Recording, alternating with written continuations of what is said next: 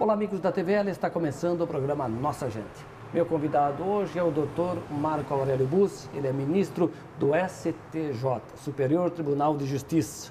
Muito obrigado, ministro, por ter aceito nosso convite e a partir de agora conversar meia hora sobre os assuntos relacionados à sua pasta, ao seu trabalho. Muito bem, eu agradeço essa oportunidade, porque nos deslocamos até Blumenau para mais uma vez trocar ideias com todos os nossos colaboradores, todos os operadores do direito, juízes, promotores, advogados, os sindicatos hoje, principalmente também, as associações, sobre métodos não convencionais, sobre métodos alternativos de solução de questões, de solução de conflitos.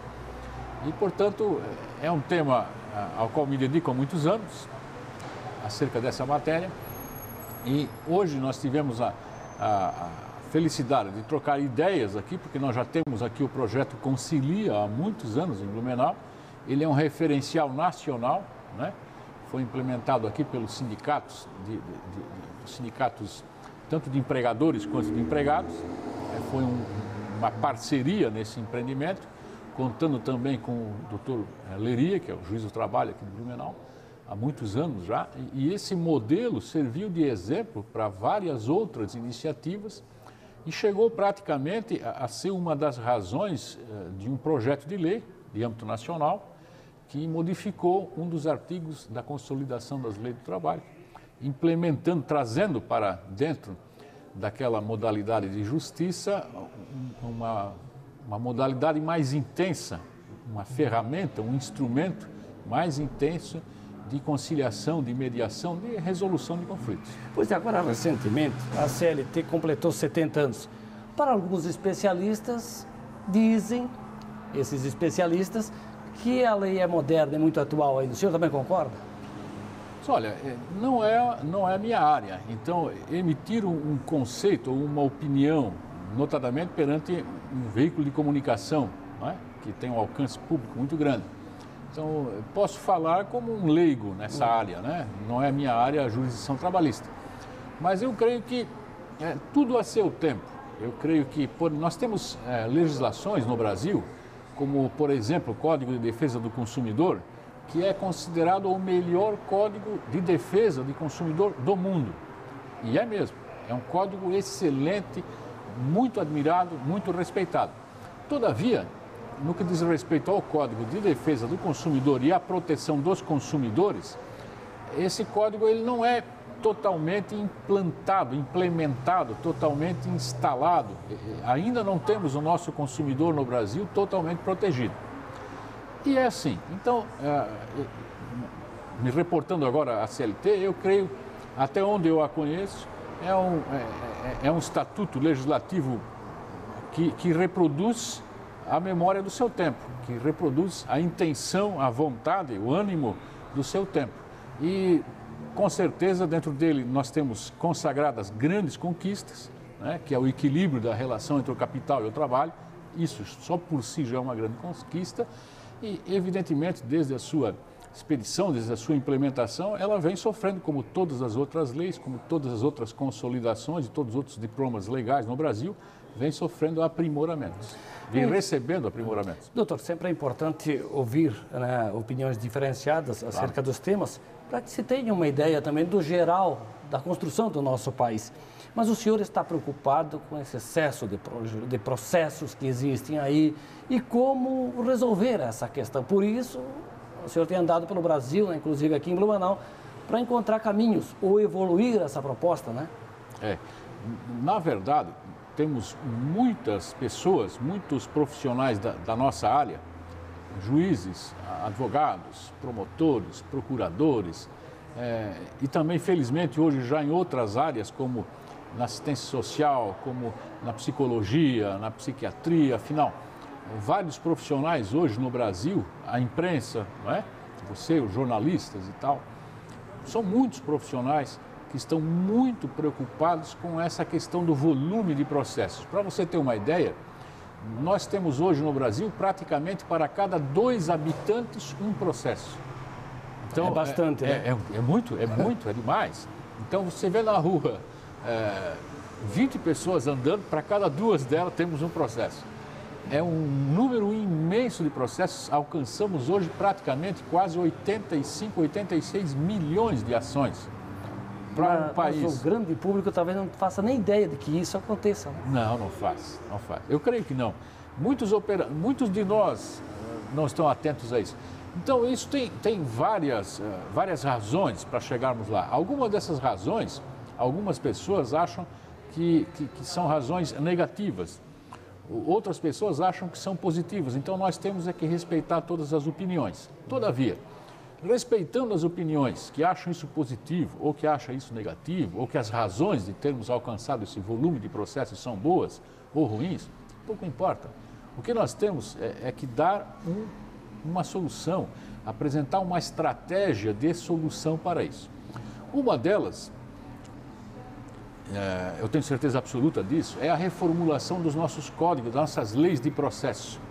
Então, nós temos agora aí o projeto andando praticamente na reta final do novo Código de Processo Civil. Isso é importantíssimo. Eu tenho uma opinião que diz assim, que é no seguinte sentido. É óbvio que nós não podemos suprimir todos os recursos que existem. É um direito sagrado da parte ter o segundo grau, ter a revisão da decisão que acha que não foi justa, que não foi correta. Só que tem que ter um fim isso.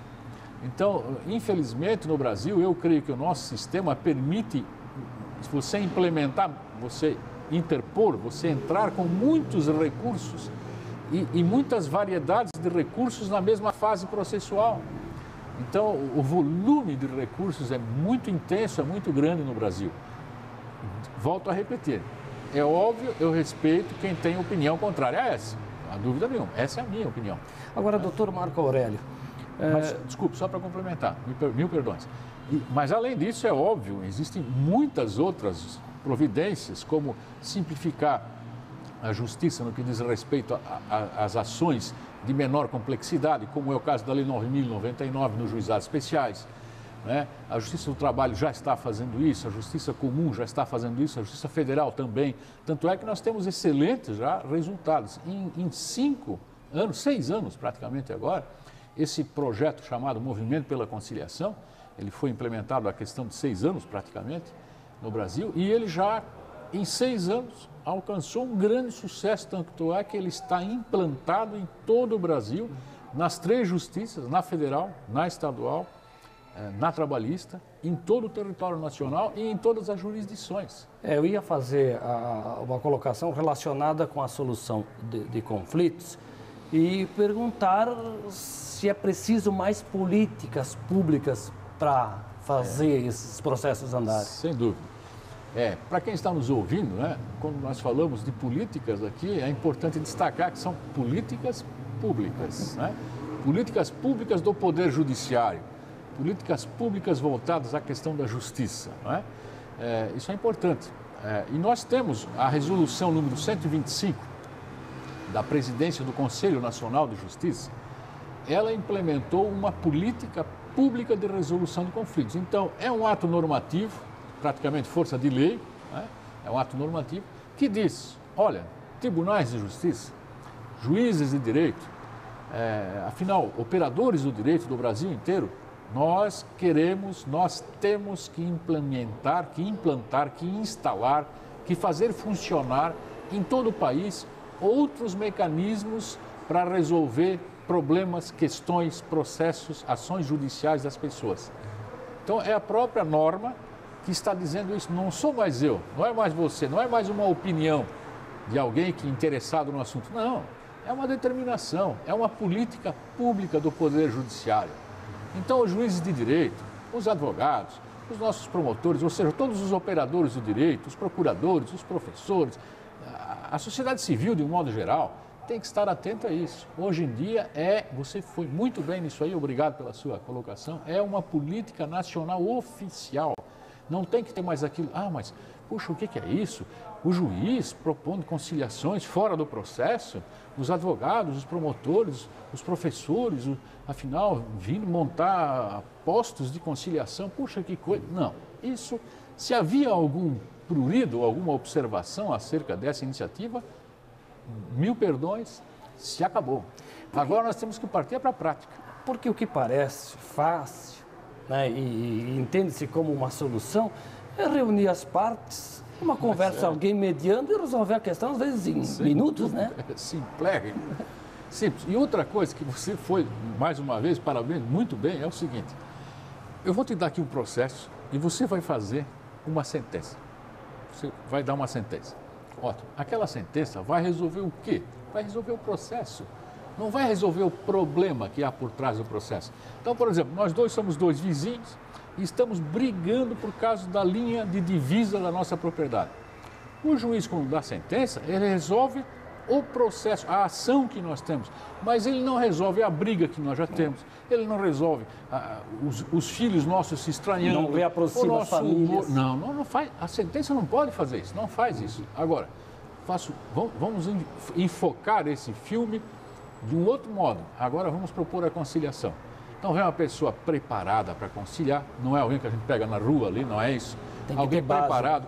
Nós estamos oferecendo cursos em todo o Brasil, já fizemos aqui em Blumenau, já fizemos em Indaial, já fizemos na região Timbó, em toda a região Gaspar, em todo o Brasil nós já oferecemos cursos, um único curso do mesmo modo no Brasil inteiro, então ele é uniforme, não é numa região do país falando uma coisa, na outra, não é mais isso, não é nada improvisado, não é nada de amador, não é? Então nós temos agora que pegar esses dois vizinhos, sentar, e além de resolver o problema da divisa, da cerca, resolver o problema da inimizade que se criou, reconciliar. Eles estão ansiosos para voltar a se dar bem. São vizinhos. E isso só a conciliação constrói. A sentença judicial não constrói isso. Doutor Marco Aurélio, vamos fazer um breve intervalo e a gente retoma essa conversa em seguida, pode ser? Com certeza absoluta. Dr. Marco Aurélio Bussi, ele é ministro do Supremo Tribunal de Justiça, é o nosso entrevistado do programa Nossa Gente. Nós fizemos um intervalo e em seguida voltamos com o programa. Até já.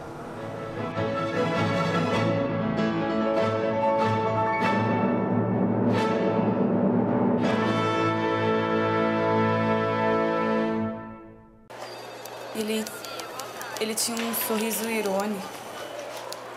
O rosto era meio redondo. Dos olhos eu lembro bem. Ele tem um olhar forte.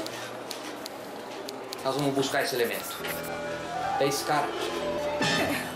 Você tem certeza? Identificar os criminosos da internet não é simples. Acesse www.denuncie.org.br e saiba como se proteger.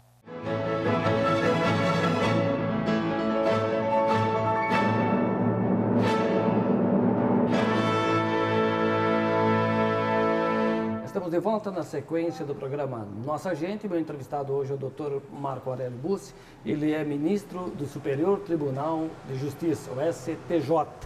Bom, ministro, nós falávamos no bloco anterior sobre algumas demoras, por exemplo, nas reformas necessárias no país, como a reforma tributária, a reforma política e outras tantas.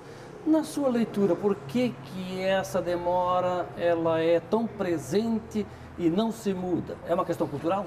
Ou falta de vontade? Não, é uma questão cultural. E acho assim, para se mexer num grande sistema, não se pode fazer isso às pressas. Então, não estou de acordo com essa demora. Mas, por outro lado, nós também temos que entender que para mexer num grande sistema, como é a justiça, não se pode fazer algo de afogadilho. Então, nem tanto ao mar, nem tanto à terra, nem tanta demora, mas também não muita pressa, porque nós temos que ser cautelosos em razão do quê? A nossa justiça, como falei hoje lá pela manhã, aqui em Blumenau, a nossa justiça é uma das justiças que mais produz do mundo inteiro. A questão nossa é que nós temos um volume muito grande de processos, mas se você pegar o nosso resultado, o nosso produto final, a força do nosso trabalho, os números que nós apresentamos, e são números, não são conversas, são números. Nós apresentamos os melhores, é um dos países que tem uma das maiores produção de processos do mundo. Então a nossa justiça ela é muito boa, ela é muito eficiente, ela é muito de prontidão, mas nós temos ação, inclusive uma ação minha, que está há anos esperando uma decisão. Então não estou dizendo que nós estamos atingindo o tempo certo, não é isso. Temos processos que demoram 15 anos, 20 anos. Isso é uma grande injustiça, porque justiça tardia não é justiça. Não é? Mas, de qualquer modo, também não se pode olhar para os operadores da justiça, para o mecanismo da justiça e dizer, a culpa está ali. Não, vamos devagar. A nossa parte, nós estamos nos desincumbindo com uma relativa eficiência, com um volume de produtividade imenso, imenso. Agora, o que nós precisamos? Como já disse hoje aqui, nós temos que modificar a forma de processar a ação judicial, de processar o teu pedido lá na justiça. Nós temos que modificar isso, agilizar. Tanto é que o juizado especial que atende a todo o povo, destacadamente as pessoas mais simples, ele nas pesquisas de opinião é considerado o segundo órgão público de maior confiança no Brasil. Acima dele está a Polícia Federal. Em segundo lugar está os juizados especiais. Estão os juizados especiais. Depois dele vem todo mais.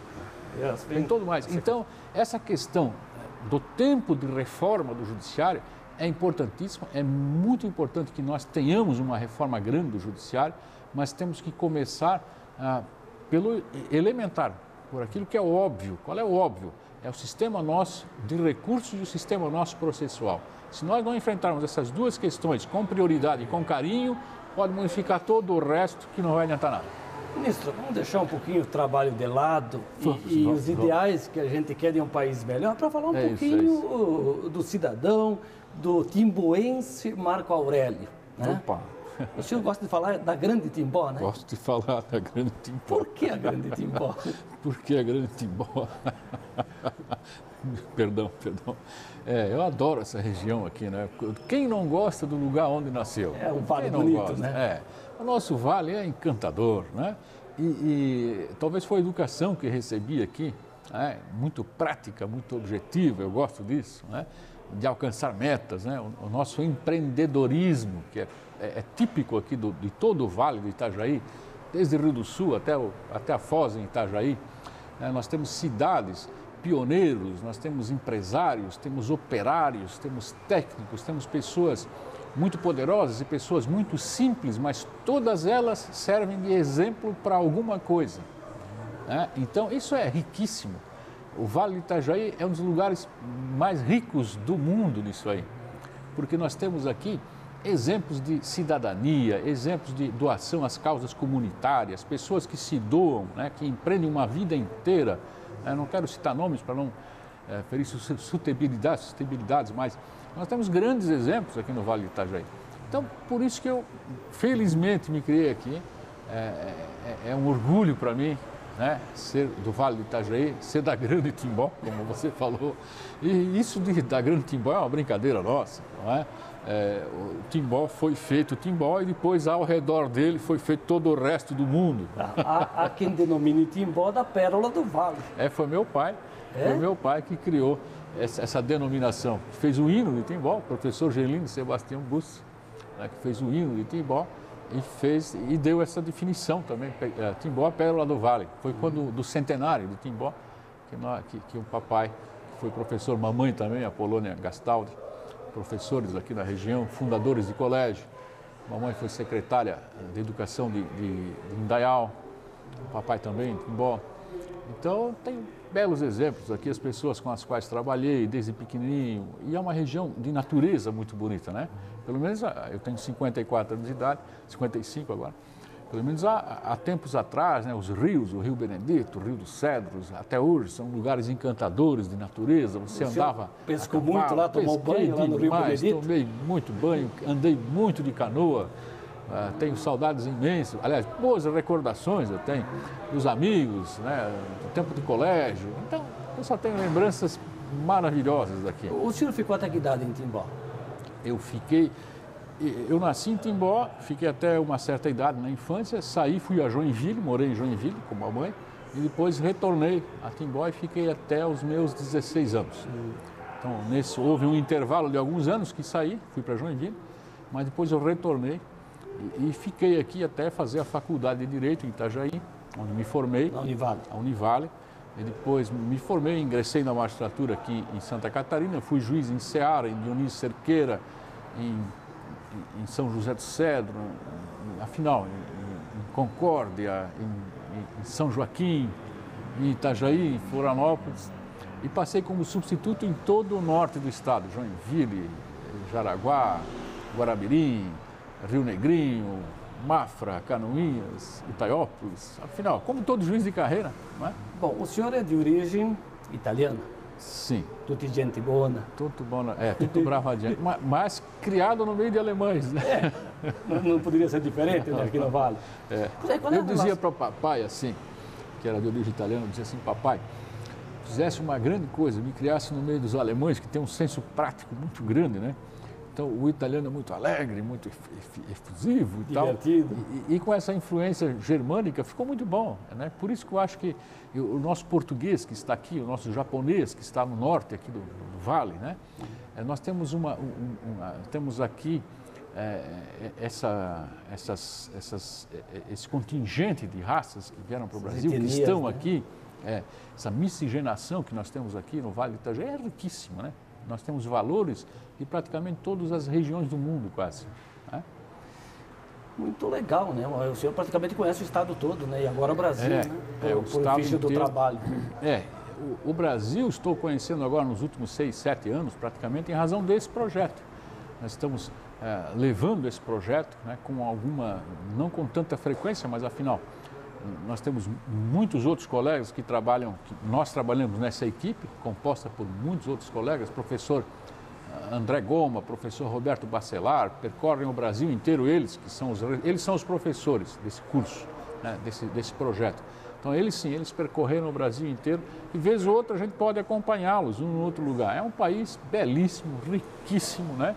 É um país que está dando certo e uma outra questão que nós precisamos aprimorar, nós temos certeza que nós todos vamos conseguir aprimorar, aparar as arestas que precisam ser aparadas, porque nós somos um país muito rico, tanto em termos materiais, riquezas naturais, quanto na questão nossa da etnia, né? Nós temos aqui o africano, o português, o japonês, o pessoas que vieram de todos os lados da Europa, né? Poloneses, os italianos, os alemães, afinal, até um erro nominar as raças ou as nações, melhor dizendo. Mas junta tudo isso... E junto com a nossa cultura do nosso índio que nós temos aqui, né? O nosso caboclo que veio, depois aquele pessoal mais antigo que veio das tradições da Espanha e de Portugal, né? Que nós tivemos aqui, até o Contestado, tivemos no oeste e aqui na região serrana, muitas realidades díspares, né, diferentes. Então essas diferenças todas e essas etnias diferentes todas é que nos deixam muito ricos.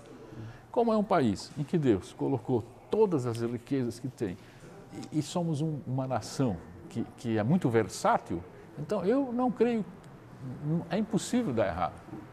Basta boa vontade, né? Muito boa vontade. Agora, ainda sobre a sua origem, né? O senhor, quando era menino, lá em Timbó, tomava banho no Rio Benedito, pescava, sonhava, idealizava como todo menino, de quando crescer, escolher uma profissão. O senhor sonhava, pensava no direito? Não pensava. Ou veio por influência, por acaso? Não. Eu nunca, quando era criança, eu nunca pensei nisso, me divertia muito. Sempre fui cuidadoso no estudo, nunca fui brilhante no estudo, mas sempre fui cuidadoso com o estudo. Eu acho que o segredo de qualquer profissão, seja qual for, o segredo em estabelecer uma família, uma empresa, um empreendimento, uma profissão, o segredo da vida é você ser persistente, não é? Acho que você tem que se dar bem com as pessoas, se esforçar para se dar bem com as pessoas e ter algum objetivo, seja qual for. Eu vou varrer bem o jardim da minha casa, a frente da minha casa. Ótimo, faça bem feito isso, capriche nisso, se esforce para caprichar nisso, que aí todo mundo vai melhorar. O mundo todo melhora. Como é que o senhor define hoje o Superior Tribunal de Justiça, a sua função de ministro? Olha, ele se define, o próprio tribunal se define, né? A sociedade o definiu assim, a imprensa o definiu assim, como o Tribunal da Cidadania. Por que o Tribunal da Cidadania? Porque é o tribunal que faz a interpretação e a uniformização da legislação federal, da legislação nacional. Toda a legislação que está abaixo da Constituição. É o STJ que dirime, que uniformiza, que faz com que as decisões sejam todas semelhantes, para que não hajam disparidades e dá as decisões para atender exatamente a cidadania, a questão da cidadania das pessoas, os direitos elementares, os direitos essenciais, para que tenhamos um dia a dia normal, um dia a dia digno. Né? Então é o Tribunal da Cidadania, uma bela corte, é um bom lugar para trabalhar. Doutor Marco Aurélio, fico grato aí pela entrevista, né? É uma aula de cidadania, de direito, enfim. Pena que o tempo é escasso. Eu parabenizo vocês todos da imprensa, que hoje estiveram de manhã, a imprensa maciçamente esteve lá, é muito importante essa divulgação que vocês fazem desses empreendimentos, desses projetos. A gente sabe que é sempre uma dificuldade que se faz isso, claro, o tempo é muito precioso na imprensa, mas é muito importante que a imprensa esteja sempre à frente e de parceria com as ideias novas, com os projetos novos. Eu é que agradeço a oportunidade, nós todos é que agradecemos essa oportunidade que a imprensa, de um modo geral, dá para esses empreendimentos, para esses projetos. É muito importante. Muito obrigado, ministro. Agradecido. Dr. Marco Aurélio Bussi, ele é ministro do Superior Tribunal de Justiça, esteve em Blumenau para falar de consolidação da política nacional de solução de conflitos e aproveitamos porque a gente nossa, nascido em Timbó, a serviço da justiça no Brasil, e foi o nosso entrevistado hoje no programa Nossa Gente. O programa fica por aqui, eu te convido para seguir acompanhando a programação da TVL. A todos, um grande abraço e até a próxima.